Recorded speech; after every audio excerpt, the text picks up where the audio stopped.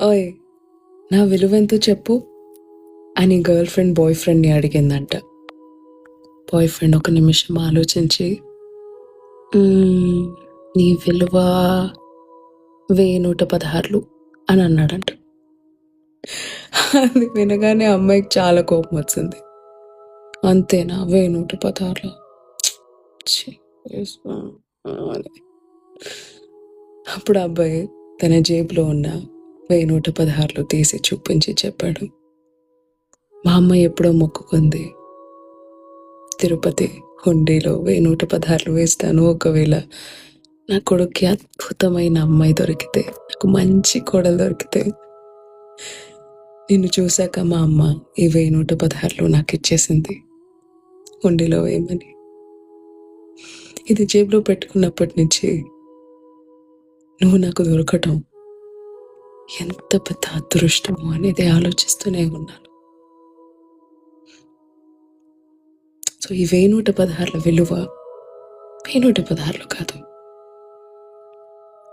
మా అమ్మ తాలూకా 30 ఏళ్ల నుంచి కంటున్న ఒక కళ, నన్ను కన్నప్పటి నుంచి కంటున్న ఒక కళ, అది తిని విలువ అని. చిన్న కథ నచ్చిందా? రోడ్ సైడ్లో కొంతమంది పిల్లలు ట్రైన్ గేమ్ ఆడుకుంటున్నారు. ఒక పిల్లాడేమో ఇంజిన్, మిగతా పిల్లలందరూ భోగీలు. ఒకళ్ళ చొక్కాలు ఇంకోళ్ళు పట్టుకొని చిక్ అని ఆడుకుంటున్నారు. ప్రతిరోజు ఇంజిన్గా వస్తున్న అబ్బాయి మారుతున్నాడు, భోగిలో ఉన్న పిల్లలు మారుతున్నారు. కానీ గాడ్గా యాక్ట్ చేసే అబ్బాయి ప్రతిరోజు ఒక అబ్బాయే, చిన్న నిక్కర్ వేసుకొని చేతిలో ఒక గ్రీన్ కర్చీఫ్ పెట్టుకొని ఓకే గో అని చెప్పి ఆడుకుంటున్నాడు.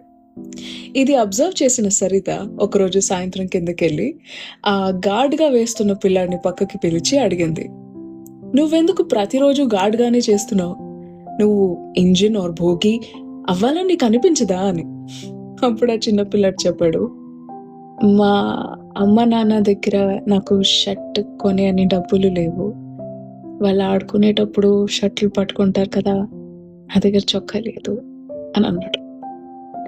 సరే నేను వెళ్ళి ఆడుకుంటాను ఆంటీ, బాయ్ అని చెప్పి మళ్ళీ పరిగెట్టుకుంటూ వెళ్ళిపోయాడు. అది చూస్తున్న సరితకి ఒక గొప్ప విషయం అర్థమైంది. కావాలంటే ఆ పిల్లాడు ఏడుస్తూ ఇంట్లో కూర్చుని, అమ్మ నాన్న మీరు నాకు ఒక చొక్కా కూడా కొనలేరా అని చెప్పి తిట్టుకుంటూ బ్రతికేవచ్చు. కానీ తనకు ఉన్న దాంట్లో తను ఎలా సంతోషంగా ఉండాలి, ఎలా ఆడుకోవాలి అనేది తనే కనిపెట్టి వచ్చి గేమ్లో ప్రతిరోజు పాల్గొంటున్నాడు. And that is the spirit everyone should have. ఒక కుక్క అడవిలో ఉన్న ఒక నక్కని చూసింది చాటుగా. చూస్తే అది చాలా బక్కగా ఉంది, ఆల్మోస్ట్ కుక్కలా ఉంది. కానీ ప్రతిరోజు సింహం తను వేటాడిన దాంట్లో కొంచెం భాగం తీసుకొని వచ్చి ఆ నక్కకిస్తుంది తినడానికి. ఏంటిది, సింహం పూర్తిగా తినకుండా నక్కకిస్తోంది అని ఆ మరుసటి రోజు మళ్ళీ దాని మరుసటి రోజు కుక్క వచ్చింది చూడ్డానికి. ప్రతిరోజు ఇదే రిపీట్ అవుతుంది. నక్క చెట్టు కింద ఏం చేయకుండా కూర్చుంటుంది, సింహం వేటకెళ్తుంది, వేటాడుతుంది, కొంచెం తింటుంది, కొంచెం నక్కకు వచ్చి ఇస్తుంది. కుక్క అనుకుంది, అరే నేను కూడా నక్కలాగే ఉన్నా కదా, నేను వెళ్ళి అక్కడ కూర్చుంటా, నాకు కూడా ఏదో ఒకటి ఆ జంగల్లో దొరికేస్తుంది అని వెళ్ళి అక్కడికి వెళ్ళి కూర్చుంది నక్కలాగే. కానీ సింహం నక్కకిచ్చింది, కుక్కకి ఇవ్వలేదు. ఇలా 1 రోజు 2 రోజులు 3 రోజులు పోళ్ళని రోజులు గడిచిపోయాయి. కుక్క ఆకలితో అలమటిస్తూ చావు బ్రతుకుల పరిస్థితికి వచ్చేసింది. అప్పుడు పైనుంచి దేవుడి గొంతులో వినిపించింది, అరే కుక్క, నువ్వు నక్కని చూసి ఇన్స్పైర్ అవ్వకూడదు, సింహాన్ని చూసి ఇన్స్పైర్ అవ్వాలి, అందుకని నువ్వు అది చూసేలా నేను చేశాను అని. చిన్న కథ నచ్చిందా? గోపాల్ వాళ్ళమ్మ ఒక పెద్ద హాస్పిటల్లో పనిచేస్తున్నారు. టిఫిన్ బాక్స్ ఇవ్వడానికి వెళ్ళిన గోపాల్ ఐసీయూ వార్డ్ చూసి షాక్ అయి షేక్ అయ్యాడు. ఇదేంటి 5 స్టార్ హోటల్లో ఉంది, అసలు డబ్బులు ఉంటే చాలమ్మా లైఫ్లో అని అన్నాడు.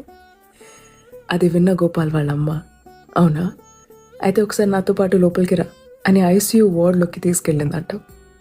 బెడ్ మీద పడున్న ధనవంతులు అడిగిన మొట్టమొదటి ప్రశ్న ఏంటో తెలుసా? నా నన్ను చూడటానికి, నన్ను కలవడానికి ఎవరైనా వచ్చారా అని, నా కూతురుతో ఒకసారి మాట్లాడొచ్చా అని. ఒక చంటి పిల్ల ఉంది అక్కడ ఐసీయూ వార్డ్లో, అమ్మ కావాలి అని ఏడుస్తుంది. ఎంతో పర్ఫెక్ట్గా కుక్ చేసిన ఫుడ్ తీసుకుని వచ్చి పెడితే వద్దు మా అమ్మ పెట్టాలి అని ఏడుస్తుంది. బయటికి తీసుకొచ్చాక చెప్పింది గోపాల్ వాళ్ళ అమ్మ గోపాల్కి, యా డబ్బులు నీకు మంచి హాస్పిటల్ ఇవ్వచ్చు, కానీ నీ చివరి క్షణాల్లో నీకు ఇంకా బ్రతకాలి అనిపించేలా చేయగలిగేది కేవలం నువ్వు ప్రేమించే మనుషులు మాత్రమే అని.